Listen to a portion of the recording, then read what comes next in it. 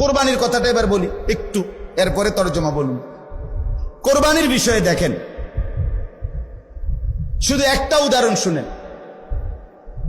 কোন মুসলমান কোরবানির 3 দিন অর্থাৎ 10ই জিলহজ কোরবানি হয়, যেদিন আমরা কোরবানি করি এটারই কয় 10ই জিলহজ।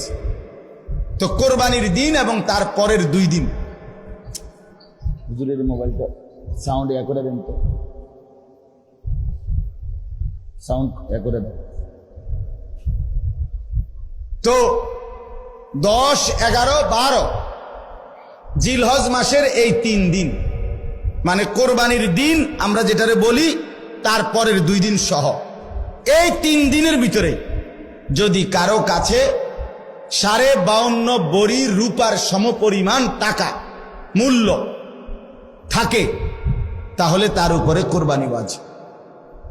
52.5 বড়ি রূপার দাম সর্বোচ্চ যদি 1000 টাকা করে হয় বড়ি, রূপার বড়ি কম, স্বর্ণের বড়ি বেশি। রূপার বড়ি 1000, 1200, 1300, কখনো কখনো 2700 টাকাও হয়। তাইলে যদি 1000 করে গড়ে হয় তাহলে 52,500, 52,500 কিনা। এই ঈদের দিন, কোরবানির ঈদের দিন এবং তারপরের 2 দিনের মধ্যে যে কোনো টাইমে কারো কাছে যদি নিজের ঘরের এই মৌলিক প্রয়োজন, ওই যেটা আমি বললাম হাওয়ায় যে আসলি, বউ বাচ্চার বাজার, ওষুধপত্র সহ আমরা মৌলিক খরচ যেটা মোটা দাগের, এই মৌলিক খরচ যা তার অতিরিক্ত যদি ওই পরিমাণ টাকা সম্পদ কারো কাছে থাকে, তার উপরে কোরবানি ওয়াজিব। আল্লাহ রাসূল সাল্লাল্লাহু আলাইহি ওয়াসাল্লাম বলেন, যার উপরে কোরবানি ওয়াজিব হলো অথচ কোরবানি সে করলো না, রাসূলুল্লাহ সাল্লাল্লাহু আলাইহি ওয়াসাল্লাম স্পষ্ট বলছেন, ফালা ইয়াকরাবান্না মুসাল্লানা, সে যেন ঈদগাহে না আসে, সে যেন আমাদের নামাজে না আসে। এই অপদার্থ তুই ঈদের নামাজ পড়তে আসবি না। রাসূলুল্লাহ সাল্লাল্লাহু আলাইহি ওয়াসাল্লাম স্পষ্ট নিষেধ করছে, নাফরমান তুই আসবি না, তুই উত্তালা, তুই ঘরে থাক। বলেন, তাইলে জিলহজ মাসের এই 3 দিন, কোরবানির 3 দিন, মনে করেন আপনি গতকালকেও আপনার কাছে টাকা ছিল না, কিন্তু আজকে কোরবানির দিন বা তারপর দিন সকালবেলা আপনি একজনের থেকে 70,000 টাকা পাইতেন, এবার আজকে দিছে টাকা, বাইতাইছে ঈদের উপলক্ষে এই টাকাটা আজকে দিছে। আর এই টাকাটা ছাড়াও আপনার ঘরের পরিবারের সংসারের যা প্রয়োজন তা চলবে, সমস্যা নাই। এই টাকাটা তো আমি দইছি না হিসাব, এই আজকেই টাকাটা পাইছেন, আজকে তো আগামী এই 3 দিনের সন্ধ্যার আগে আগে আপনার জন্য কোরবানি ওয়াজিব। যে মহিলার কাছে স্বর্ণ আরো কিছু নগদ টাকা আছে, 2টা মিলাইয়া যদি, যেমন একজন মহিলার কাছে মনে করেন 1 বড়ি স্বর্ণ আছে, 2 বড়ি 1.5 বড়ি, এটা তো থাকেই, একেবারে ন্যূনতম 1-1.5 বড়ি স্বর্ণ তো যে কোনো মহিলারে আছে, বুড়া বেড়ি ভিতরে আছে, মহিলারও আছে, একেবারে গরিব বুড়াবার ঘরেও আছে। সাথে যদি ওই 3 দিন এই মহিলার কাছে আলগা কিছু টাকাও আছে, 10,000, 5,000, 20,000, 15,000, উনার টাকা, এটি উনার মহিলার নিজের টাকা, স্বামী দিছে, নয়তো ছেলে দিছে, নয়তো বাপের বাড়ির থেকে দিছে, যেমনি হোক দিছে, এই স্বর্ণ আর ওই টাকাটা মিলাইয়া যদি 52,500 টাকার দামের চাইতে বেশি হয়, এই মহিলার উপরে কোরবানি ওয়াজিব, নিঃসন্দেহে ওয়াজিব। তাইলে 1 বড়ি স্বর্ণের দাম তো হলো 80,000, ওনার কাছে আরো আছে 5,000 ব্যক্তিগতভাবে টাকা, তো 85,000 ধরেন, তো 85,000 টাকা 52,500 চাইতে কম তো তাইলে এই মহিলার উপরে কোরবানি ওয়াজিব হলো কিনা? কই আমাদের সমাজে কয়জন মহিলার কোরবানি দেয়? বেড়িতে গুস্তও না খাবায়, কিন্তু কোরবানি কো, রুটি গুস্ত না খায় উনি, কিন্তু কোরবানি হইও কই না। রাসূলুল্লাহ সাল্লাল্লাহু আলাইহি ওয়াসাল্লাম বলেন, যে ব্যক্তি সামর্থ্য থাকার পরেও কোরবানি করলো না, সে যেন আমাদের নামাজে না আসে। কি পরিমাণ ধমক দিছে। তাহলে আমি এই দুইটা মাসালা আপনাকে বুঝাই, কোরবানির বিষয়ে বুঝা দরকার।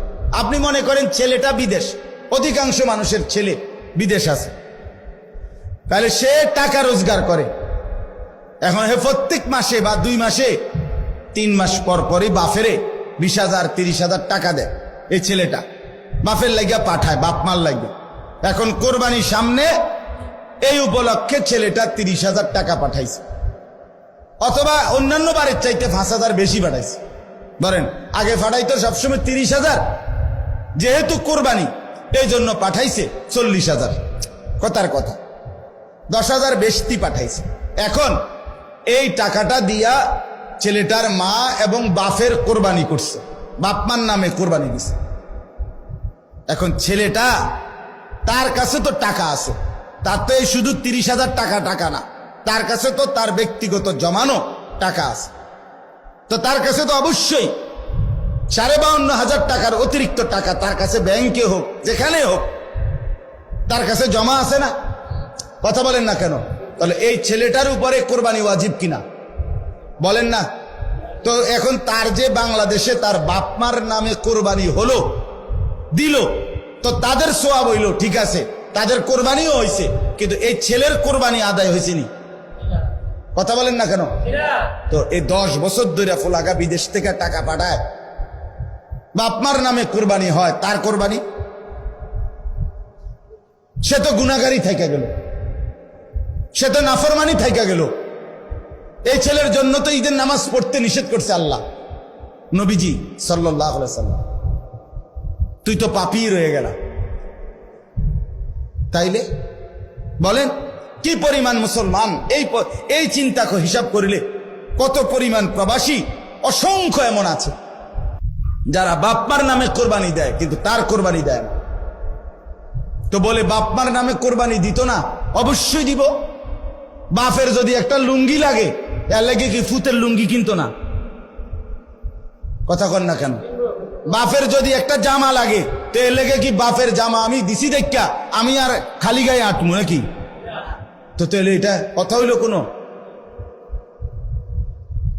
বাপের নামে কোরবানি দিলাম দেখা, মার নামে কোরবানি দিলাম দেখা আমি কোরবানি দেব না, এটা কোন কথা? ছেলেটার দোকান অথবা ছেলেটা ঢাকা কাজ করে, চাকরি করে, যেটাই করুক, তে বাইতাইয়া তার কাছে কিন্তু টাকা আছে 60,000-এর বেশি, কিন্তু বাইতাইয়া মাতে না, তার বাপের হাতে টাকা 10,000 দিয়া দেন, আপনি কোরবানি দেন, গোস্ত না খাওন, আপনার নামে দেন, আপনি মুরব্বী মানুষ, আপনি মরিয়া গেলে আর পাইবেন কোরবানি। অথচ সে কিন্তু কি সামর্থ্যবান, কথা বুঝেন নাই আমার?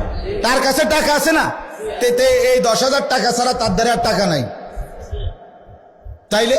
তাহলে এই ছেলের উপরে তো কোরবানি ওয়াজিব, অথচ সে তার বাবার নামে কোরবানি দিল, বাবার সাথে শরীক দিয়া টাকা জমা দিয়া 10,000 টাকা বাবারে বুঝাই দিয়া শেষ।